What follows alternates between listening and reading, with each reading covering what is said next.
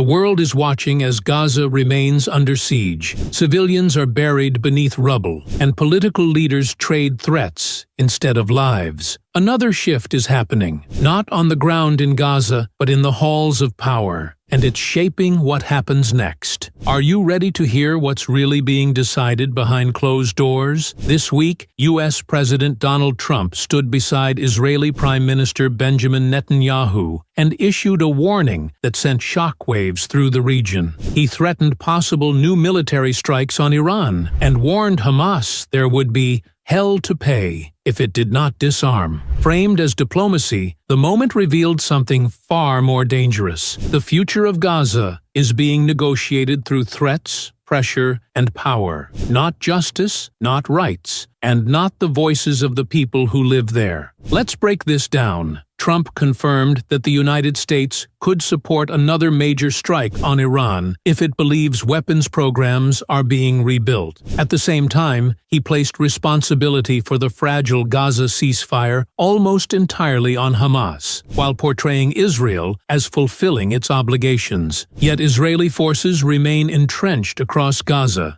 Airstrikes have continued even after the ceasefire, and Palestinians are still unable to return safely, rebuild, or live without fear. This isn't peace, it's controlled instability. But this story is bigger than one press conference. It reveals a system where Gaza is treated not as a population of human beings, but as a problem to be managed. Disarmament becomes a precondition for survival. Aid becomes leverage. Reconstruction becomes conditional. And civilians become bargaining chips in negotiations they are never part of. Netanyahu speaks of security. Trump speaks of deterrence. But neither speaks of accountability for the destruction already done. And the destruction is real. Entire neighborhoods are gone. Hospitals have been hit. Families have been erased. Children have grown up knowing drones before knowing playgrounds. Yet the conversation at the top remains about missiles, militants, and power balances, not about lives, justice, or repair. This is how suffering is normalized, when it is discussed only as a side effect. Then comes the second front. Trump also discussed deploying foreign peacekeepers to Gaza and establishing a new governing structure, even as Israel remains reluctant to fully withdraw. This raises a chilling question. Who decides Gaza's future? Its people,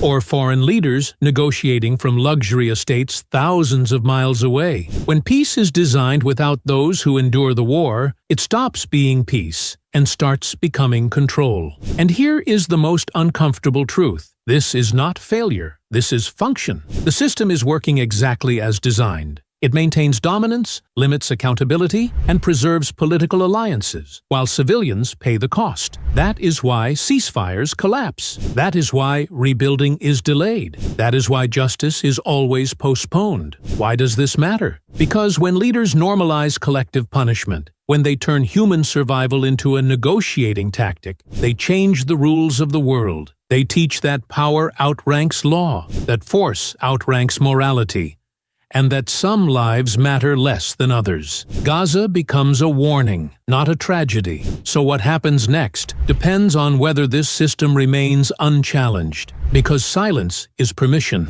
indifference is complicity, and normalization is the most dangerous form of violence. This isn't just about Gaza. It's about whether the world still believes in human rights when they are inconvenient. It's about whether justice applies only to the weak or also to the powerful. Share this. Talk about it. Refuse to let this be buried under headlines and handshakes. Because when politics is built on suffering and peace is built on threats,